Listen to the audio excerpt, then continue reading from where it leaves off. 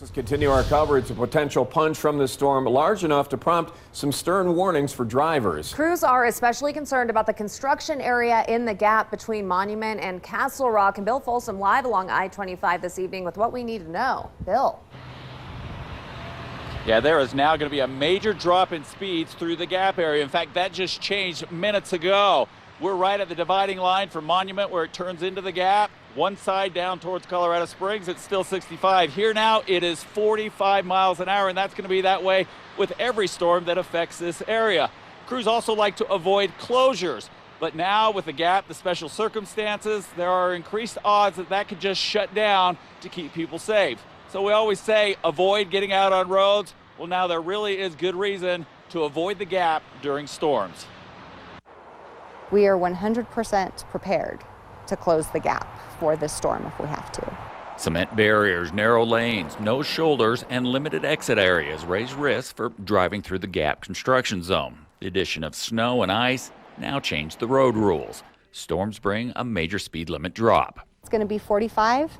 As conditions deteriorate, we will lower that more if necessary. Changes in the gap based on snow days from last season. The barriers make snow removal more difficult, so plows move slower. Passing plows is always discouraged. In the gap, it's now a hard no. Do not pass a plow in the gap. You just can't do it. And the other thing we will do with our plows is that's how we're going to help control speed. State Patrol will also pace and enforce. Weather factors can cause a closure, also drivers going too fast and ignoring safety measures. Snow day rules, similar to what happens on I-70 in the high country, now can be applied along the gap. If they start seeing issues, they'll do a safety closure so they can clear that up. We don't want to close the road, but if we see safety concerns, we will definitely implement a safety closure through the gap. Woodman Road, Voyager Road, Northgate, those roadways north of Woodman have been a challenge for us. Part of that is because CDOT has had to close down the interstate. If CDOT closes I-25, drivers then move to the city and county roads. More traffic, making it more difficult for other plow drivers. So city and county crews are also making snow event adjustments. We've moved 4 additional trucks to what we call our north zone.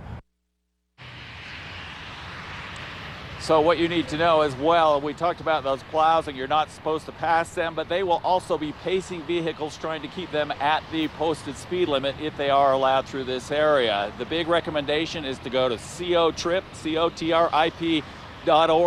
to see what's happening with roads, because they can be open 1 minute, close the next. If there's a crash, it closes, or if there are safety concerns, it also could close. Things to watch out for, not just with this storm, but all storms this coming season. Watching out for you at the gap, Bill Folsom, News 5.